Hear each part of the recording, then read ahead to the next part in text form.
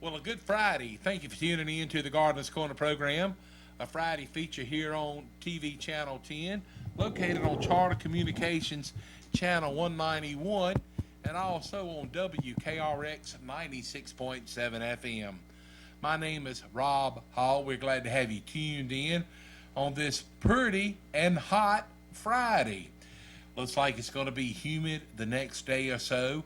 We've got a chance of rain, but from what I understand, next week is supposed to be more moderate temperatures and not as humid. So if you hadn't been able to get out and work in the yard and the garden because of the rain and then, you know, the hot temperatures, you know, that's expected for today and tomorrow, no worries, no frets. It looks like it's going to cool off a little bit, and the humidity is not supposed to be as high this upcoming week, so that's a good thing. The Gardener's Corner program is brought to you today by T.G. Brooks Company, in business since 1936. We're also brought to you by Sandling Golf Cars, located in Oxford, and Our Pride Foods, makers of Our Pride Premium Pimento Cheese Spread and Dip. We are live in the studio today. Just call 336-599-0266. That's 336-599-0266. A man that is the brains behind the show that really doesn't need an introduction, so I don't know if I'll give him one today or not. That's okay. Mr.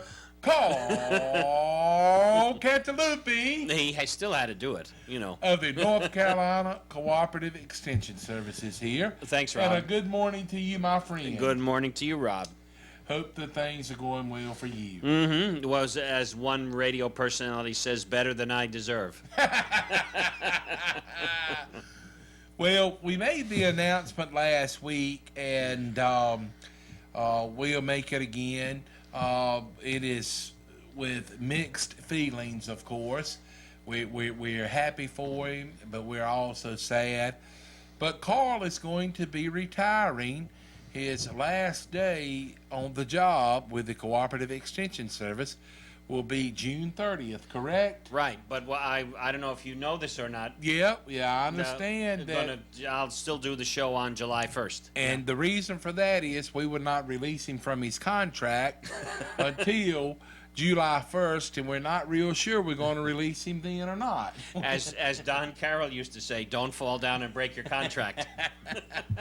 But anyway, things seem to be lining up really well for Carl on his retirement. Yep. And things are clicking along, and it'll be here before you know it. It sure will. But I don't know. The more we talk about it, the more people are going to say, "Gee, they keep talking about it. Why doesn't he just go?"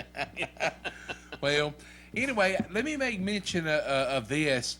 2 weeks from today, we're going to have the Gardener's Corner program live and on the scene from up in Orange County. Mm-hmm. We're going to be there at the Central Carolina Junior Dairy Show. We're going to be up there doing a radio remote, and Carl is going to come up and we're going to do the Gardeners Corner program live from the Junior Dairy Show up at the Central Carolina Holstein Barn. That's on Orange Grove Road in beautiful Orange County. If you've ever been in that part of Orange County, it's just a beautiful area, and they'll have some Holsteins. They'll probably have maybe a brown Swiss or two there, Jersey dairy cows, and who knows, they may even have a Guernsey. I'm not sure, but looking forward to it. And Carl has been kind enough to agree to come up there and let us do the show live from there, and so it ought to be a different experience. You know? Yeah, I might actually. I have a question. Being that we're going to be at a dairy, I'll have a question to improve my understanding of animal husbandry, and maybe with all those breeds that you mentioned there, maybe I can. I wonder what breed which is the best breed that gives chocolate flavor. That's a good question for them. If you would ask me which gives the highest butterfat content, I could maybe answer that, but we'll have to find out where chocolate milk comes from. And as an added treat, I have twisted Carl's arm, and he's going to bring his clarinet along that day. Oh, gee, that's right. I forgot. And it's a gentleman that's been at the dairy show the last several years that I've been there that plays the harmonica. And I've always got him to play some over the air.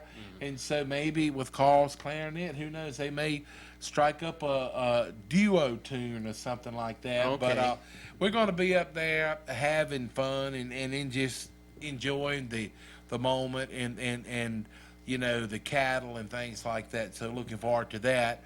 It's free and open to the public. Again, that will be 2 weeks from today, which will be June 17th, and the dairy show I think actually starts about 8:30 or 9 o'clock that morning, and it'll go to sometimes after lunch, and you'll see some young children handling their dairy project, and it'll put a smile on your face, guarantee. If you're a lover of cows, you would enjoy that. I do know one thing though.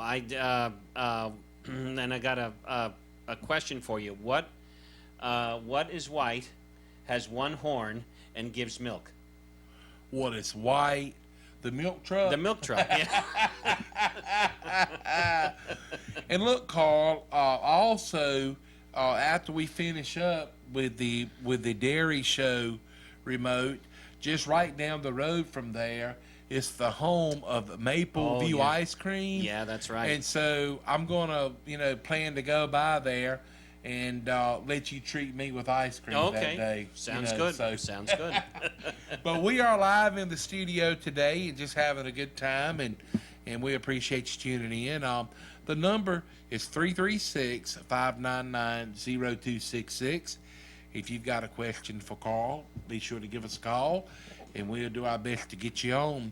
Carl, before we kind of get into the topic at hand, I know it's been several weeks ago when the apple trees were blooming. Right. You had suggested about going out and maybe getting rid of some of the blooms so you wouldn't have so many apples right there together. Right. And you had also said that Mother Nature sometimes does some. It's called the June drop, which actually occurs in May. So actually, it should have occurred already. Well, I had someone asking me just yesterday, and they were saying that on the apple trees that they had done some of that, and that they've got a lot of apples where it's two apples right beside of each other.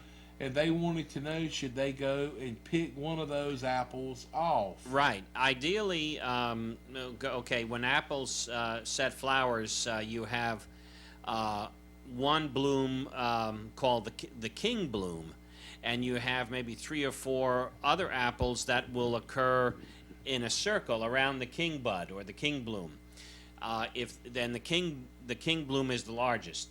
So actually, what you should do in each cluster, leave the center king bloom, or king fruit, I should say, and then remove all the other ones around it. So you just want to leave one, and then as you go down the branch, you should probably leave about 4 to 6 inches between fruits on the branch, whether it's apple or peach or plum, whatever you have. And so if you are sitting there looking at 3 fruits closest together, just leave the largest one.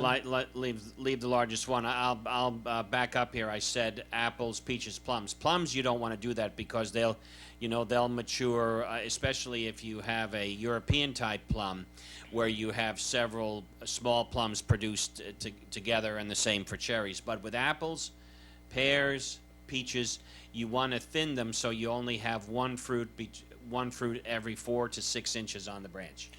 And with that about plums, I will say this: all prunes are plums, but not all plums are prunes. That's correct. Very good. And you'll never believe who I learned that from. But anyway, that's a tale for another day. If you would like to, give us a call, 336-599-0266 is the number. And on the topic of fruit trees, people should be spraying Spray your fruit trees now, because you've got a lot of insects and diseases that get their start now, and you really have to be proactive about it, especially for the destructive ones like brown rot of peach, plum, cherry, black rot of grapes, which can reduce the grape cluster to raisins. So you've got to be on a good spray schedule now throughout the year. Now, one thing to make note of, and I mentioned this before, with apples and crab apples, do not use the insecticide Sevin, S-E-V-I-N, or otherwise known as Carbaryl is the chemical name. If you use Sevin to control insects on your apple trees, you can effectively remove all the fruit off of your tree. So about 30 days after petal fall, after the flowers fall, then you can spray with Sevin if you want to, and you it won't have the thinning effect anymore, which we're probably getting pretty close to that time now anyway. But I just thought I'd mention that. Some good information.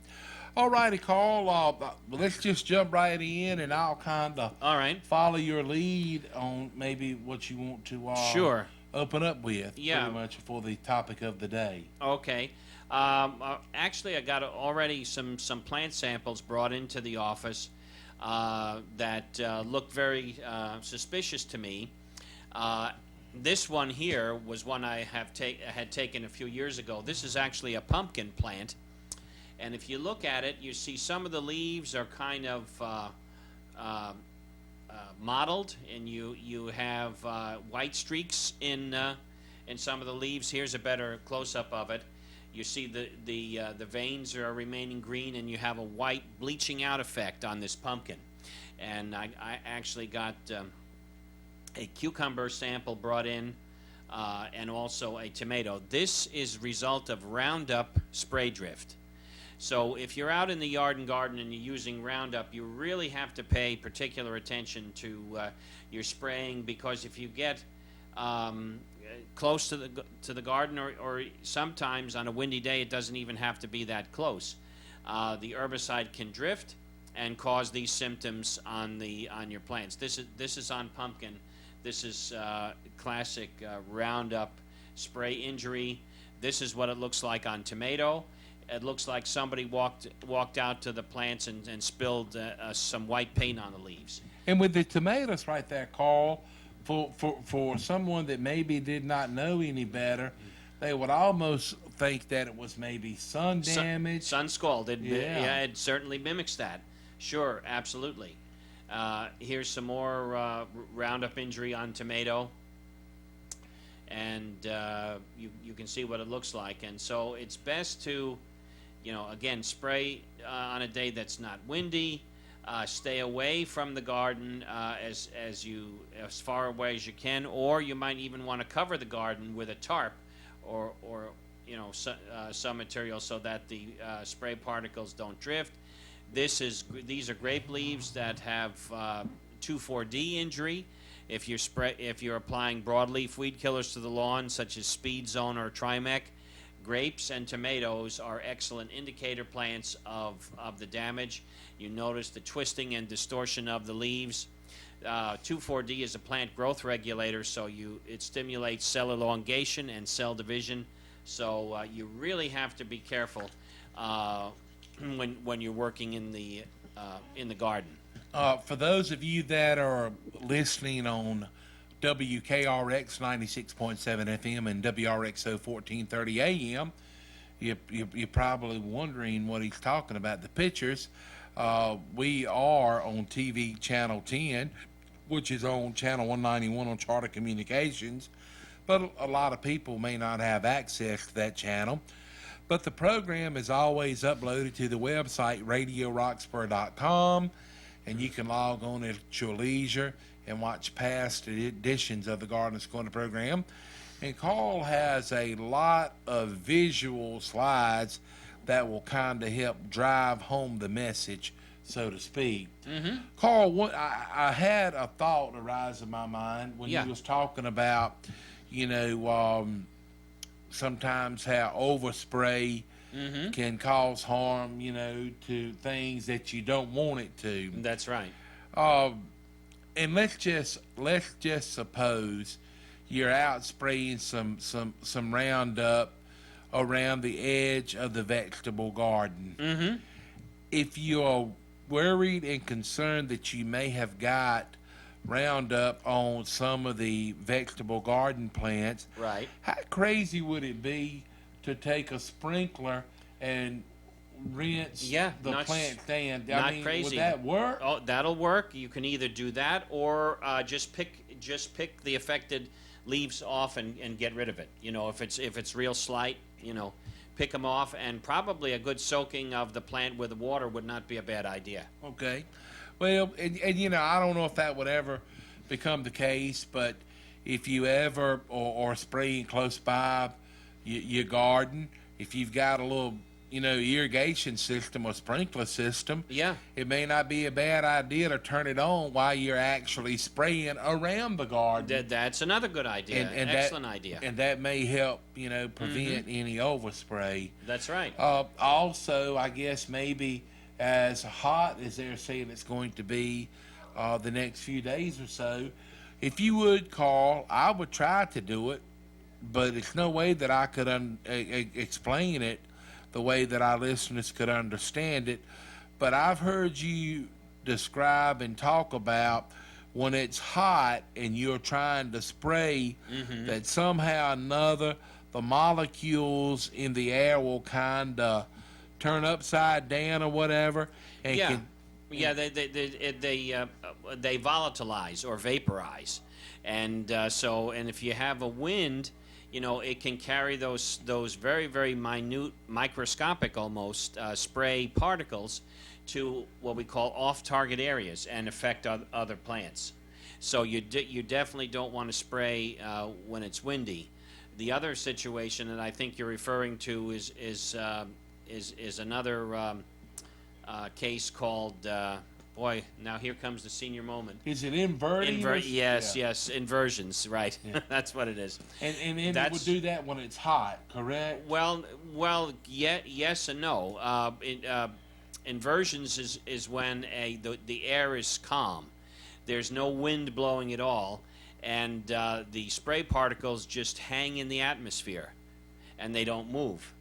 But they still stay, you might say, in suspended animation. So then when the air starts mixing again, and it'll take those particles off target. So it's kind of a delay. An air inversion or temperature inversion is kind of a time delay. And, the spray gets hung in this air inversion until it breaks loose, and then it can drift. Well, Carl, in spraying, say, and I know we use the name Roundup, and that's just a brand name. It's actually, how you pronounce it? Glyphosate. Glyphosate. Okay, I'll let it's you like say it. I'm not gonna try. It's like phos and phosphorus. Glyphosate. Well, now when you spray that and any other herbicides. Is it suggested to use a sprayer sticker with it? A spreader sticker. With herbicides, it's really not necessary because it's going to penetrate the plant tissue and do its work under ideal conditions. Spreader stickers are better used for insecticides and fungicides, where you want to have the material stick on the leaves and stay longer, so that if an insect lands on it, and ingests some of the leaf, it's going to get killed. And it's especially useful for fungicides, where you want that fungicide to stay on the leaf and provide a barrier on the leaf, so that when the fungus spore lands on the leaf, it gets killed before it's able to penetrate the plant tissue to go inside the plant cells, the leaf cells, to give you disease. One brand of Carbaryl, or Sevin, S-E-V-I-N, one formulation of Carbaryl is called Sevin XLR. And the Sevin XLR is formulated, it actually has a molasses base, and that's what they use to make it stick on the leaf. Okay. So if you use Sevin XLR, there's no need to get a spreader sticker, because it's already in it. And with the spreader sticker, pretty much, as Carl said, it just allows the stuff to stay on the plant longer. Mm-hmm. And Carl, it seems to me, maybe you've said in the past that it allows the water or chemical or whatever to lay more flat. Where sometimes it may beads up. That's right, exactly. And I've heard some people say that you can use, put a little bit of dishwashing detergent. You can. In your spray, and it serves the same purpose. Right, but it won't last as long in the rain. That's the difference. What the spreader does, it decreases the surface tension of water and then makes it lie flat. Okay. Right. All right, we're going to get a word on right now for one of our fine supporting sponsors. They've been in business since 1936. If you're into gardening, maybe you just like having a beautiful landscape. Who knows, maybe you're a contractor that does plumbing work, or maybe you're just someone that enjoys a delicious hand-cut ribeye steak. Well, one-stop shopping at T.G. Brooks Company in Timberlake. Let's take a trip, and we'll be back after a word from T.G. Brooks Company.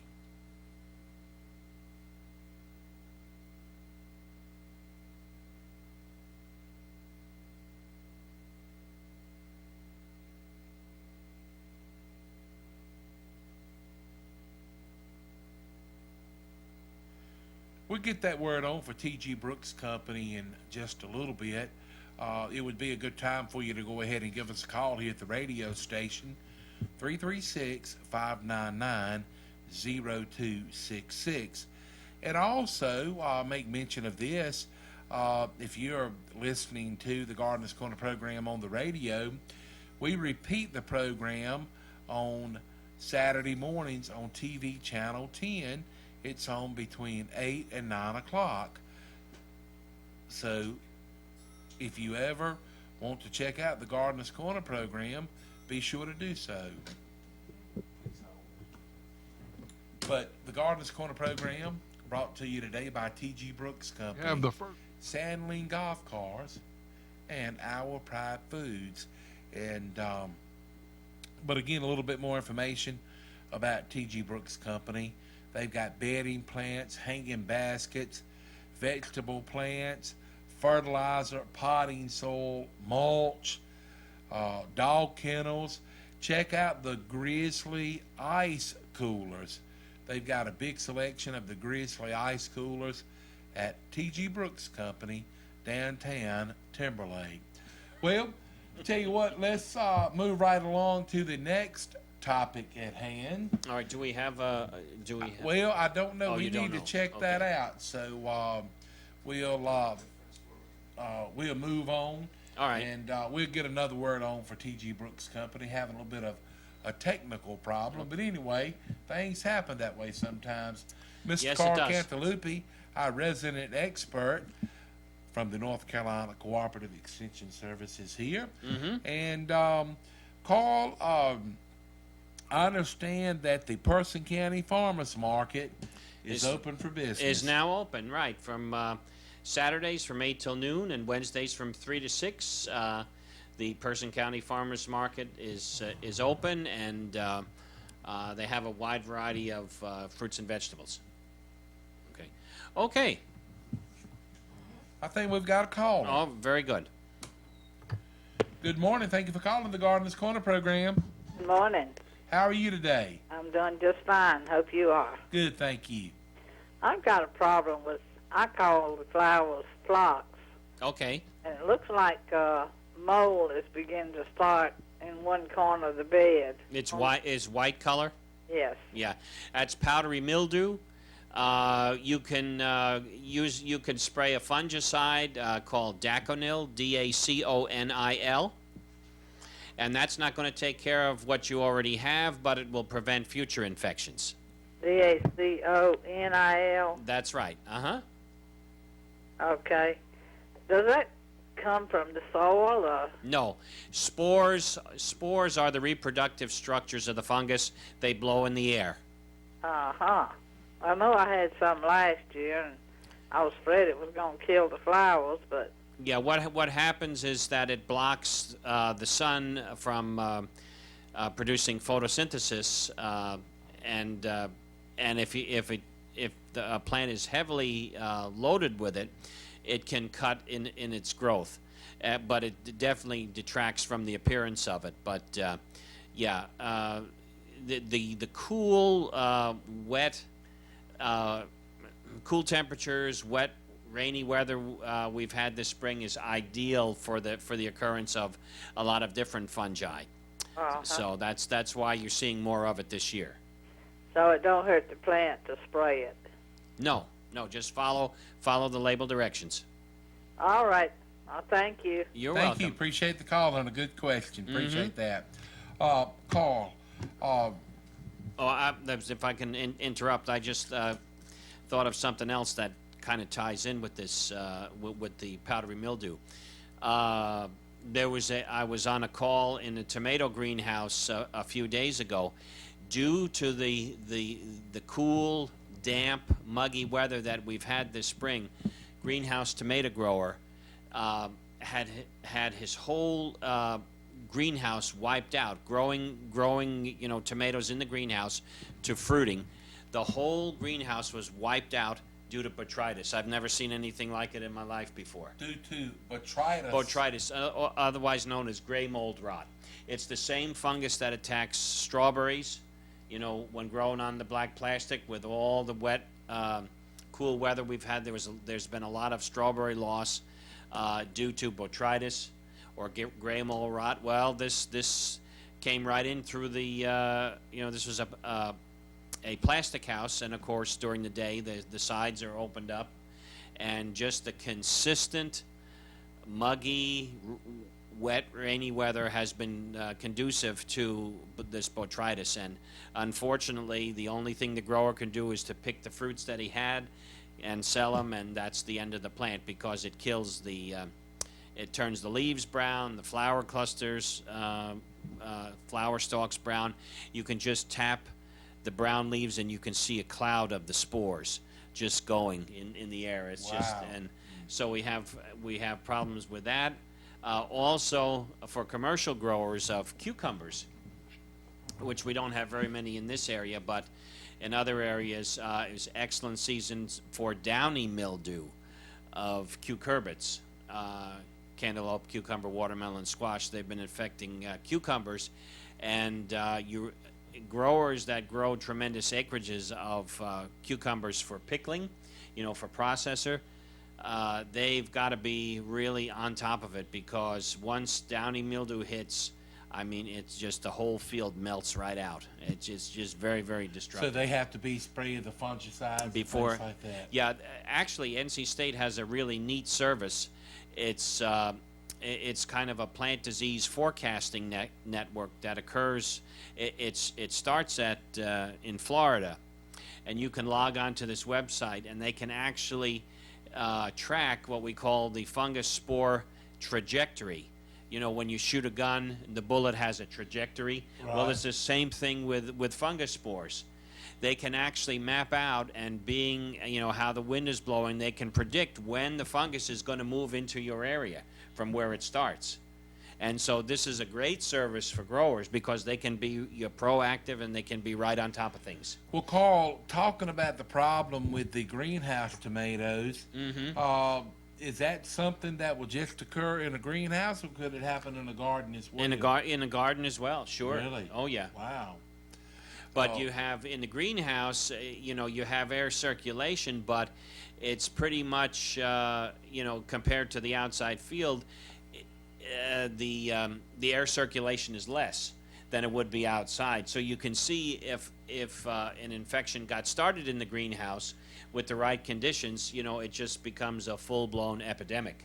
Okay. So, you know, I feel sorry for the individual that it happened to. It just struck really, really fast. Wow. We'll take a trip down to Oxford and stop in at Sandling Golf Cars and get a word on for those folks. They've got a huge selection of golf cars, utility trailers, enclosed trailers, stock trailers. Head on down and see them if you need some wheels and tires or Trojan batteries for your golf car. They've got it at Sandling Golf Cars, 613 Lewis Street in Oxford. Sandling Golf Cars, located 613 Lewis Street in Oxford, has a full line of golf cars, new and pre-owned units available. Whether you want a gasoline or electric model, see them at Sandling Golf Cars. Call 919-693-4626, toll free 1-800-221-9267.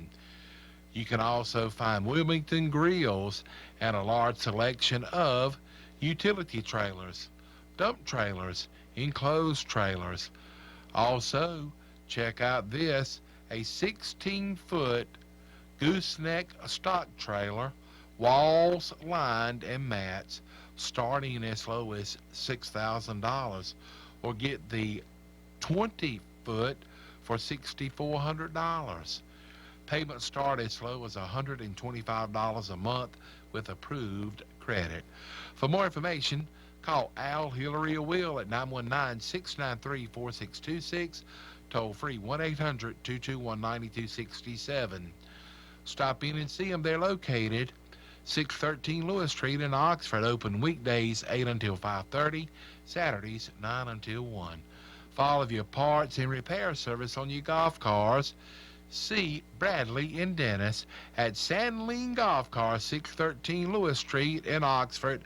And keep in mind, they have Wilmington Grills at Sandling Golf Cars. Here we are back on the Gardener's Corner program. My name is Rob Hall. Mr. Carl Cantalupi, our resident expert, is live in the studio with us today. 336-599-0266. Carl, here it is, 1st of June. Ideal planting weather for warm season vegetables. That's true. That's true. And just about anything you want to plant, tomatoes, peppers, eggplant, from transplants, or if you want to direct seed beans, corn, cantaloupe, cucumber, watermelon, squash, now's the time to do it. Okay. Hey, we've got a caller. Okay. Good morning. Thank you for calling the Gardener's Corner program. Yes, good morning. I was calling. I've had problems with voles or moles or something that are eating my watermelon, and you could just see the plant going into the ground. Okay. And I was wondering if there is something I could use to help prevent it. Yeah, those that sounds like voles, which are like mice. Okay. Just the ordinary snap traps, mouse traps baited with peanut butter. Peanut butter. Okay. That should do it. Where do I put it at? Right there by the plant, Right where or you see the underneath holes. ground or whatever? Right where you see the entrance of the hole. Okay. All right. Well, I thank you so much. Okay, Hey, thanks thank for you. calling. Appreciate the call. Bye-bye. Yeah, you know, Carl, cats are also good for catching voles. Mm-hmm. And I know a lot of times, speaking of moles, the amount of tunneling that a mole can do is just amazing, and they are really fast at how big they can tunnel. Yeah, And yeah. they can do a lot of damage to your lawn in just a short time. Mm-hmm. And a lot of times people think that they are just infested with moles, where in most cases it's only one mole. Right. And the Cooperative Extension Service has an excellent publication on how to get rid of that pesky mole Mm-hmm. with a harpoon trap. The harpoon steel trap. Yeah, just give us a call, 599 1195. Almost gave the radio station number. Yeah, I've called days. I want to call the radio station, and I call the extension office instead, and vice versa. But that's 336 599 1195. Mm-hmm. They have a lot of helpful and useful publications that's free for the asking. They can email them to you, or they can send them out by U.S. mail to you.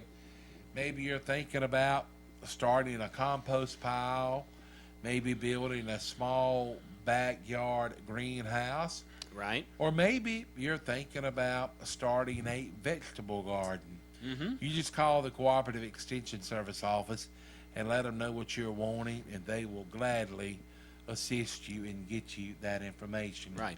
Let's go ahead and get a word on for Our Pride Foods, makers of Our Pride Premium Pimento Cheese Spread and Dip.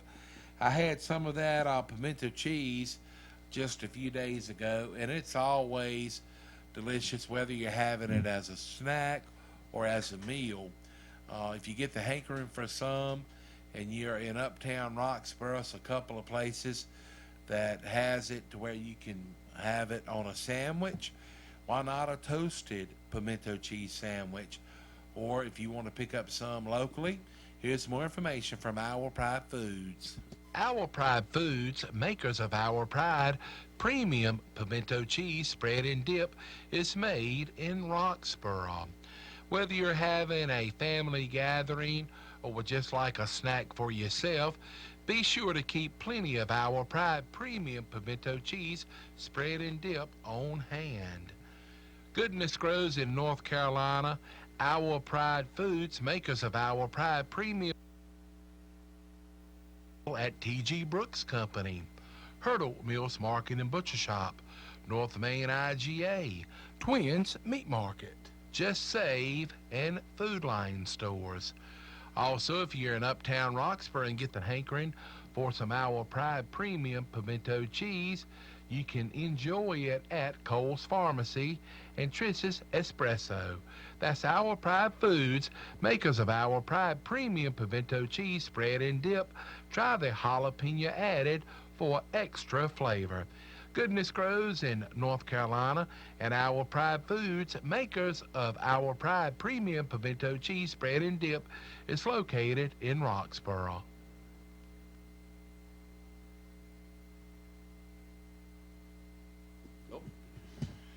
Here we are back on the Gardener's Corner program, and we've got a caller. Good morning. Thank you for calling the Gardener's Corner program. Yes, I'm asking what can I use to kill pond grass? That's what I call it. It grows up around the front of my house in the pine needles, and I have sprayed it with Roundup. That doesn't even phase it. Okay, if it's an actual grass, you know, a member of the grass family, you can use a product called Vantage, Vantage. V-A-N-T what? A-G-E? That's right. Okay, Vantage. All right. Mm-hmm. That'll do it. And ma'am, one other thing that maybe you could do is pull up some of those samples of the grass that's growing up in the pine needles, and put it in a Ziploc bag and take it by the Cooperative Extension Service and let them identify it for you. And then, you know, you could follow on to the next step. But if it is a grass, hopefully the Vantage, as Carl suggested, would take care of it. Right. Okay. Thank you so much. Thank you. Thanks You have a for good calling. day. You too. Bye-bye. All right. Timely topic that we need to talk about, of course, for people that have evergreens, are bagworms. Junipers or red cedars, Leland cypress, arborvitae. This is the shrub that bagworms like to infest. This is what you see on the screen is a mature bag once it has been made. This is a full-grown bagworm in its protective bag. This slide shows a male bagworm moth emerging from the pupal stage. It flies off to mate with the female. Actually, the female stays in the bag. The female never leaves the bag, and the males fly and fertilize the females. Then the females lay eggs. In the spring, this shows a young bagworm larva. They can float on strands of silk and attach themselves that way. So they can be airborne, floating in the air on a strand of silk. Usually they like to infest evergreens, but in some cases they're known to land on other plants that they don't normally feed on. Sometimes this happens. But the main thing to remember is now is the time to go out and start to scout your evergreens for the presence of the bagworm larvae. And if you can see in this slide, you can see the head of the larvae that's and part of the body that's still exposed, and the rest of the body shows what it looks like after the larvae has fed on the needles and is starting to make the bag out of the needles of the evergreen. It's at this stage and this stage only that these larvae are susceptible to insecticides. And so what you have to do is go out. Right now, I would go out every day and scout your evergreens. And if you can see these larvae there, you might have to just fix your eyes on a branch, because sometimes, well, they camouflage themselves very well. So you kind of have to stare at the branch, and it almost seems like the branch is moving. And then you can find the worm. When they're in this stage, before they start to make the bags, just about any type of insecticide that you have at home, 7, malathion, orthene, BT, the Bacillus thuringiensis, which is the bacterial formulation of the ground-up caterpillars. You can use that. It's very safe and non-toxic. But the thing to remember is that these have to be treated now. Once the bags are made, as you see in this slide, it's impervious to insecticides. There's no sense in spraying when you see the bags. It's too late. And there can be as many as 750 eggs in one bag. Wow.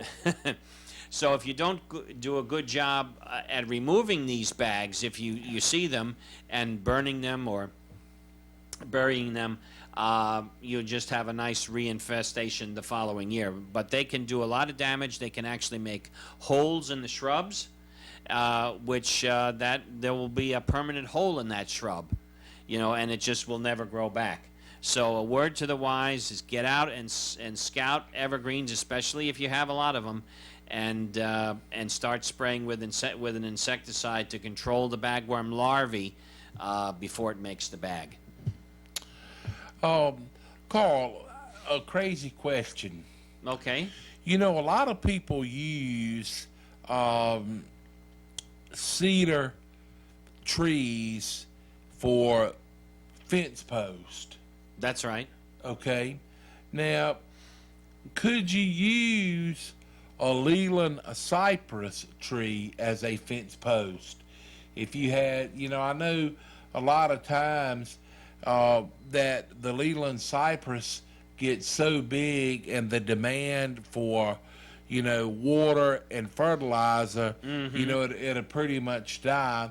If you had some of those Could you use them as a fence post, or do you have any idea? I don't know if the wood is as strong as cedar, red cedar or juniper. I don't know. I had someone was asking me about that the other day, and they knew someone that had cut quite a few Leland cypress trees down, and they were thinking about maybe getting some of them to see about using for fence posts. And Okay. so, I mean, the Leland cypress looks like it has a pretty good heart to it, but Yeah, I don't know. they might be fine to use for And now, posts. Carl, is it it's a type of cypress?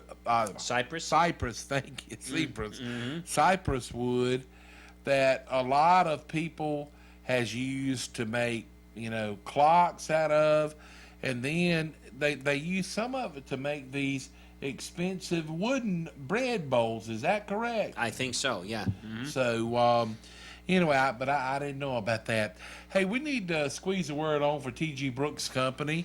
Hopefully, we've got everything situated to where we can actually get a real commercial on for them rather than me just ad-libbing about them. But we'll take a trip down to T.G. Brooks Company, and we'll be back to wrap it up with the Gardeners Corner program. What a terrific spring we had this year. Now, June and then July are the months when we start to see the fruits of our spring labor in our yards and gardens. The planting season has been a good one, and you still have time to plant vegetables and flowers for a summer of beauty. And when the gardens come in, T.G. Brooks Company has canning jars in half pints, quarts, half gallons, plus pressure cookers, pressure canners, bath canners, strainers, funnels, and most other canning supplies. T.G. Brooks also has wide open lawn and garden time going on. T.G. Brooks Company has plenty of tomato plants, lots of them, many varieties. They have vegetable plants of all kinds, garden seed, and flowers all ready to plant. T.G. Brooks Company has irrigation supplies, too.